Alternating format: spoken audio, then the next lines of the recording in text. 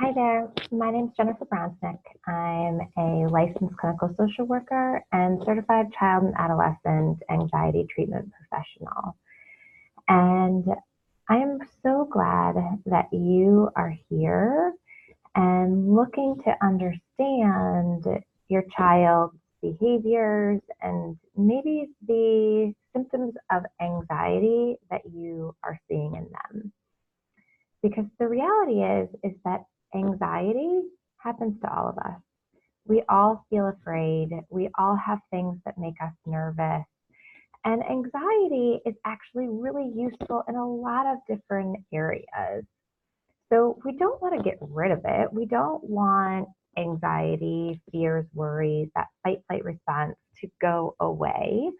What we do want is to figure out how to work with it so that it doesn't hold us back from the amazing things that we are meant to experience in this one precious life that we have. And I know that if you are here, your child is struggling a little bit because anxiety makes us feel uncomfortable and it can feel really scary and it can feel really overwhelming both to your child but also to you because you feel like what's going on? Like what is happening here? But I want you to know there's hope, and in this quick video, I'm going to just talk to you a little bit about how do you know if this is normal childhood anxiety or fears that you're seeing that really doesn't need that much intervention versus how do we know when it's time to take action, when it's time to get extra support, maybe in the form of a therapist or a family therapist or family counselor. And there is no shame ever in asking for help. That is the bravest thing that any one of us can ever do is to say, guess what? I can't handle this on my own. I am out of my depths here. And every time that I've done that in my own life, I have learned so much about myself and become such a stronger person. So please know that help is available. I'm here to support you. And if I can't help you, I will promise you that I will find someone that can or find you the right tool that you need. So first, let me just say, I think that the information that I teach, really every family could benefit from because we all need to know how to deal with, fears and worries, whether our child is actually like clinically anxious or they're just a typical kid, because kids are going to be fearful. The world can be big and scary to them. So what's normal is that young children will have separation anxiety. They don't want, you to leave. They feel more comfortable with you around. And that's so normal, when they're little, when they're, moving into like school age or going to preschool. It is so normal for kids to, hide behind and want to hug or cry when you're leaving. It's normal for kids to want loveys, to want things, transitional objects. That's totally fine, totally normal. We're not going to worry about that. It's normal for kids to, take some time to warm up in a new place, a new environment. So maybe they, have to feel the lay of the land before they'll go off and play with their friends. Totally normal, not anxiety, not a disorder. So what we're really looking at is, are we moving out of this normal childhood fears into, is this something that we need some extra support for? But even if your child has those normal fears, like it's awesome to learn parenting strategies that are going to help your child be more resilient. This isn't always about treating.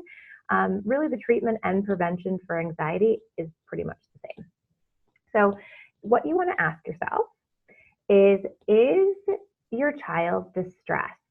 Are they upset all the time? Do they cry a lot? Or do they have angry outbursts, which can also be a sign of anxiety, which is why they call it the fight, flight, freeze response, because we're going to see different behaviors that pop up. If your child seems distressed often, more often than not, maybe it's a couple times a week. Or maybe it's just once a week, but it is making you nervous, that's what you really want to look at. Are they missing on activities that they would enjoy? So, do they love being with people? Do they love learning? Do they love trying, maybe new sports? And they want to go and they get there and they're like, I can't do this. Like, it's too scary. That's something I hear all of the time. It's really, really common. And of course, like, there are strategies that we can help them to get into those activities. So, is it causing your family distress? Are other siblings, missing out on things because they have, their brother or sister is really anxious and they're feeling overwhelmed? And, so they maybe you're, doing things to accommodate the fears of the child that's having some anxiety.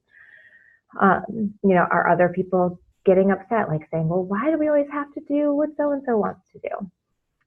Do you feel like you are walking on eggshells? Like, you don't want to upset your child. You don't want to do a new activity. You're like kind of like slowly moving into things all the time. And it's taking up a lot of your mental space to figure out, okay, like, how do I help my child get into this activity more?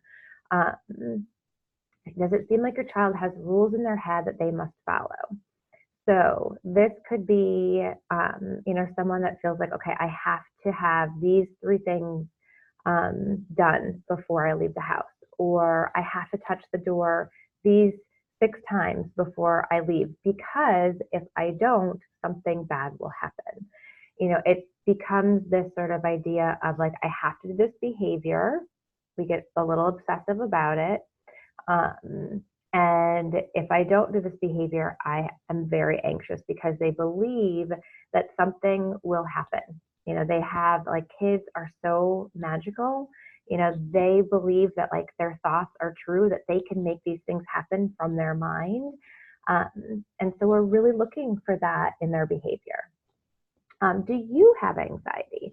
Another parent, a grandparent, is, anxiety in the family? Because, what we know is that, yes, 100% anxiety is trickled down from our genes. It started with the cavemen, and now we experience it in this day and age too, for many different reasons. There are no tigers, but there's a lot of social pressures and things that we feel like we have to do, and perfectionism isn't going away. And so we really can pass it on genetically to our kids.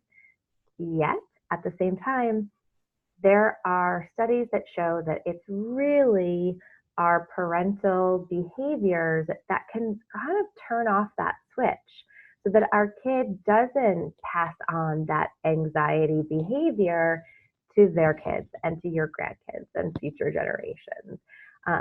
So it's really important to look at, is this something that I need to look out for in my family? And ultimately, what does your gut say? If your gut says, like, you know what, I'm just concerned. Like, I just think something's going on. My kid doesn't feel it, doesn't seem as happy as, either they were in the past, or, compared to other kids.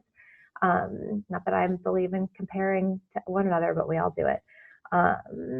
And so it's really great to be able to say, let me just listen to my gut. I don't have to look at the DSM. I don't have to get a diagnosis. I don't have to have a label.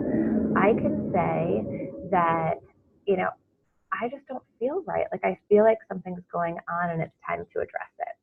And I just want to leave you with this idea that your child does not have anxiety.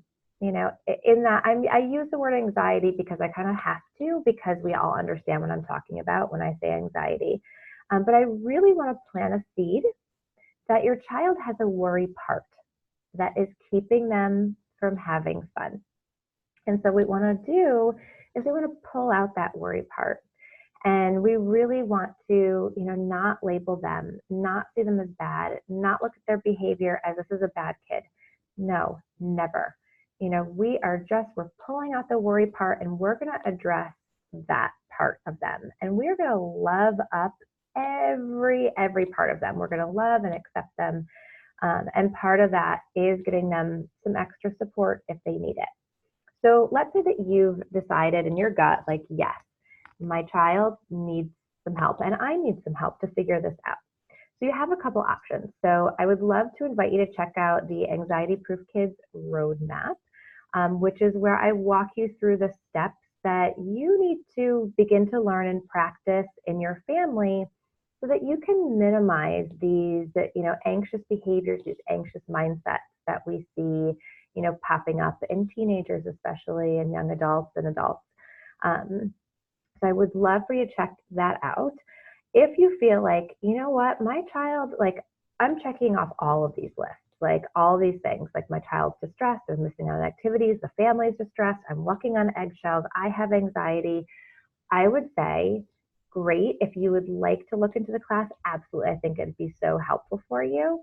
But you also may want to check out Psychology Today and see if you can find a local therapist that's in your area that specializes in childhood anxiety that you can get in to see for a family session with children, especially children under the age of 10 or 11. It's really important that anxiety support is done in the family unit. Now, of course, like they may have sessions with your child by themselves.